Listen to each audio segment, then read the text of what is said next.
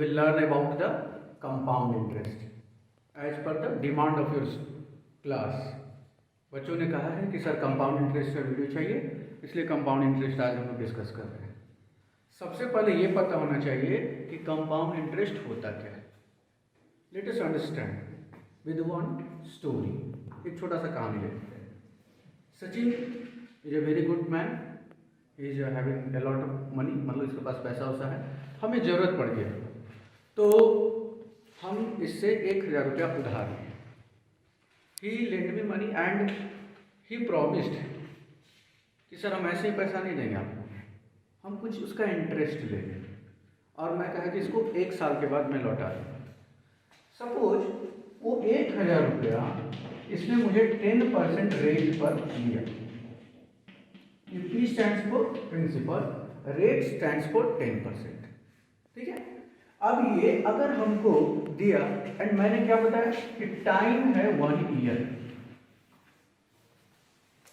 ठीक है, लेकिन कोई कारण मान लीजिए कोविड आ गया और कुछ भी कोई भी प्रॉब्लम आया और मैं 1 साल के बाद ये मनी इसको लौटा नहीं पा रहा हूँ, और जब पैसा लौटा नहीं पा रहे हैं तो हो सकता है वो 2 साल में चला गया एंड सेकेंड ईयर भी स्टार्ट हो गया and I will return the money after 2 years। तो according to the promise I will pay the amount as 20%, 10% for the first year, 10% for the second year, ठीक है। यहां तक समझ में आ रहा है। लेकिन इस बात को और स्प्लिट करके समझाते तो और अच्छा समझ में आएगा। अगर 1000 रुपया है, 10% मुझे लौटाना है 1 साल के बाद, तो हम कितना लौटाएंगे? 10% ऑफ 1000 एंड इसको टोटल सम कर दे तो कितना होगा? 1000 रुपया ये, 100 रुपया ये, यानी 1100। यानी कि यहाँ से देखने में हमें लग रहा है यदि हम साल में 100 रुपया एक्स्ट्रा दें तो हमारा रेट ऑफ इंटरेस्ट, या यू कैन से कि जो अमाउंट हम लिए हैं उसका इंटरेस्ट हम पे कर रहे हैं, कितना पे? 100 रुपया, है ना। तो 1 साल बाद यदि हम लौटाएंगे तो 1100, तो उस तरह से 2 साल बाद लौटाएंगे तो कितना देना पड़ेगा? 1200, 1200। क्या क्लियर हुआ ये बात? Yes sir. लेकिन यहाँ एक प्रॉब्लम है। सचिन मैथ्स का इंटेलिजेंट बच्चा है, इसलिए वो कहेगा नहीं सर, मेरा वाला पैसा अब 1 साल के बाद 1000 नहीं है, क्योंकि जो आप अमाउंट हमको दे रहे हो कितना पर दे रहे हैं? 1000 पर, लेकिन 1 साल के बाद मेरे पैसा का वैल्यू कितना हो गया है? 1100। Are you understand? क्लियर है? अब देखो, अगर हम 10% इस पर ही ऐड करें फिर से, तो उसको क्या बोलते हैं? Simple interest. हर साल रेट ऑफ इंटरेस्ट यदि फिक्स रहा और प्रिंसिपल भी फिक्स रहा, ध्यान देना यही लाइन इंपॉर्टेंट है। रेट ऑफ इंटरेस्ट तो हमेशा फिक्स ही है, लेकिन रेट ऑफ इंटरेस्ट के साथ साथ यदि प्रिंसिपल भी फिक्स रहे तो कहलाता है सिंपल इंटरेस्ट। लेकिन अब हम कहें कि भाई सचिन थोड़ा सा दिक्कत है, हम 1 साल बाद और लौटाएं, तो कहेगा क्या? सर मेरा पैसा 1100 हो चुका है, आई विल टेक द, आप चूंकि टीचर हैं रेट ऑफ इंटरेस्ट नहीं बढ़ाएंगे, रेट ऑफ इंटरेस्ट यही लिखे, लेकिन प्रिंसिपल अब मेरा 1000 नहीं है, 1100 हो गया। उसने हमको रिगार्ड भी दे दिया, sir you are teacher, that's why I am not increasing the amount, but my principal is now not 1000, my principal is how much? 1100। Got it? तो अब वो क्या ऐड करेगा? 1100 plus 10% of how much? Not 1100। अब बताइए, यहां पर हम 100 रुपया इंटरेस्ट दे रहे थे, यहां कितना होगा?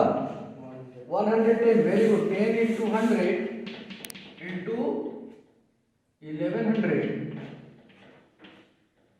यानी 110 रुपया इसका।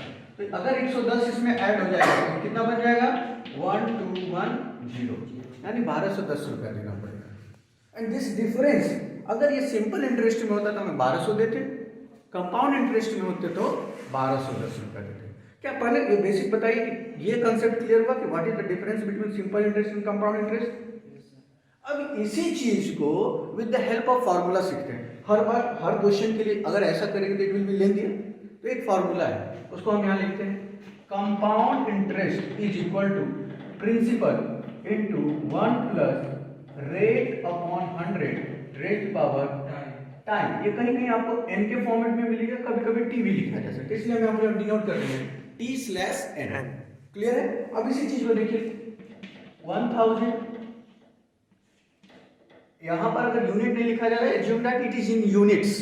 ठीक है, अगर रुपीज लिखा है please mention that 1 + 10/100 raise power how much, time कितना 2 साल। एक चीज याद रखिएगा, सिंपल इंटरेस्ट और कंपाउंड इंटरेस्ट एक साल के लिए नहीं बदलता है, फर्स्ट ईयर के लिए वो चेंज नहीं होता, क्योंकि प्रिंसिपल क्या रहता है, प्रिंसिपल ही चेंज नहीं होता। प्रिंसिपल जब चेंज होगा तो दोनों इंटरेस्ट चेंज होगा। क्लियर?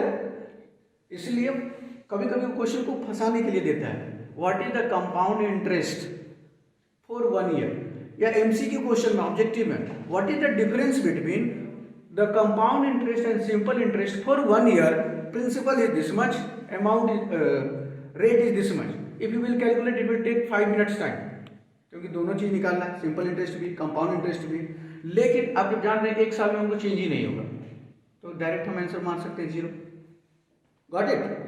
अब देखिए इसको सिंप्लीफाई करते हैं, ये कैंसिल हो गया, 10 एलसीएम, तो यहाँ 10 + 1 कितना 11/10। और रेज पावर का मतलब क्या हुआ, दो बार मल्टीप्लाई, यानी कि 1000 × 11/10, 11/10, 11 × 11 हाउ मच, 1210। ठीक है, देखिए ये अमाउंट और ये अमाउंट सेम आ गया। I think the basic concept of the compound interest is clear. If you have any doubt, देखो हम यहाँ मार्क कर देते हैं, वो उस क्वेश्चन का है, और ये जो हम लोग कहानी सीखे सर और सचिन के बीच में, उसका कहानी है, और सेम को हम लोग फॉर्मूला के साथ समझिए। क्लियर? यही पूछेगा ये क्या आया, कोई बता सकते हैं कंपाउंड इंटरेस्ट है या कुछ और है? What is this? Principal. No, amount, exactly.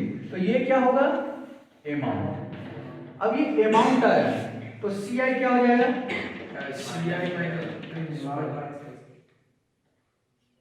Amount minus principal, and finally will get how much, ₹210। क्या यहाँ तक क्लियर है? एक बार थोड़ा सा आप लोग देख लीजिए बोर्ड।